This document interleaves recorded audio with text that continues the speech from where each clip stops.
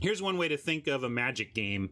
If you think of a typical Magic curve, let's say that in a typical 17 land deck, you make your 4th land drop on time, and then every other turn after that, you add another land. This is me back of napkinning that kind of a typical curve out, right? So if you were to, and let's say that with an aggressive deck like this, we expect games to go to turn 9 or 10. There's some road work. If you're hearing rumbling, there's street work going on right outside my house. If you had, so this is just quick math, but if you had 1 mana on 1, 2 mana on 2, 3 mana on 3, 4 mana on 4, so that's 10 mana by turn 4, then 4 mana on turn 5, that's 14, 5 mana on turn 6 is 19, 5 mana on turn 7 is 24. 6 mana on turn 8 is 30. And 6 mana on turn 9 is like 36.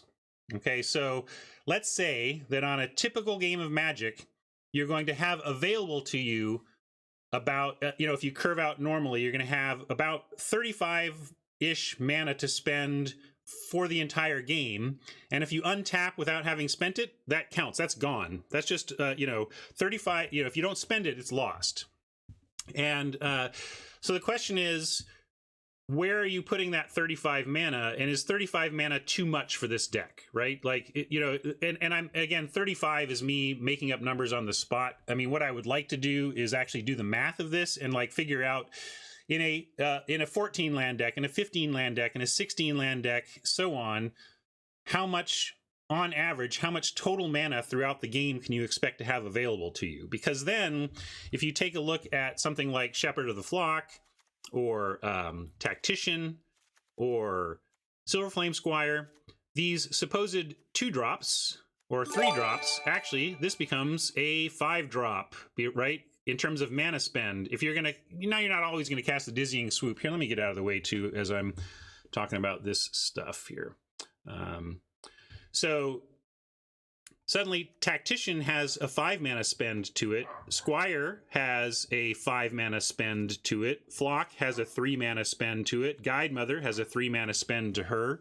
And so a lot of people are saying, well, our curve isn't that high, and so we could probably shave down to 15 and be okay. But I would say, I'm just doing this to reset the order.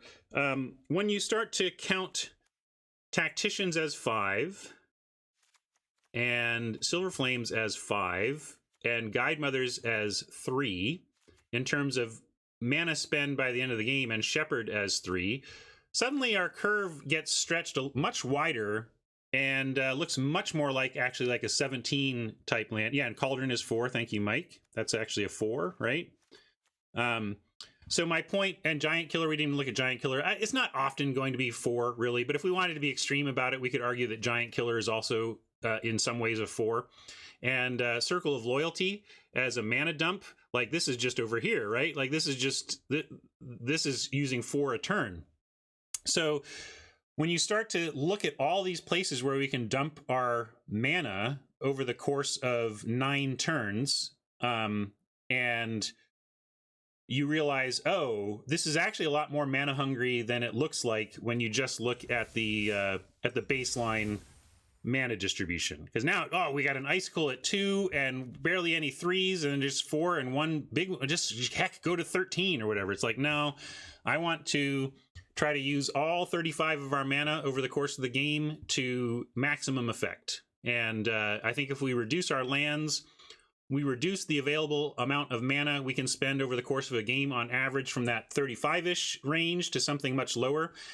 And that's what I don't like about shaving extra lands off a deck like this. Astrith, I don't know if you were here for my mathing of that out. It was back of napkin style estimation, and I think of 35 as air quotes. There's some number. And again, I would love to do the math, but basically, for each mana ratio you could conceivably have for a limited deck, there is an average expectation of mana you think you're going to have available to you throughout a game. Yeah. The total mana spend you're going to have during a game, and where is that mana going? And once you start to realize, yeah, I get 35 mana to spend and N cards. Oh, geez, I actually need all that 35 to make all this function. If I shave down lands, I'm pushing that 35 down to 25 or whatever, and then suddenly the banner's a reasonable argument. But I at least wanted to call out where I'm coming from, and I think also it's so tempting to want to shave lands to increase your action draws, especially after flooding a couple times like we just did.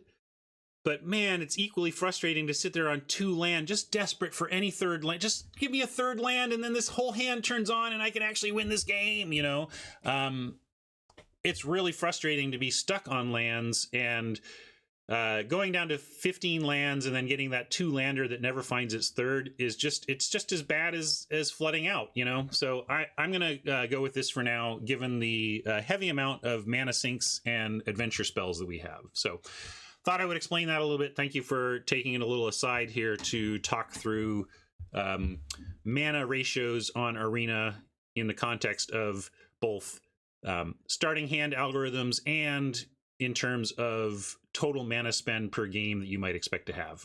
So there's that. Thank you.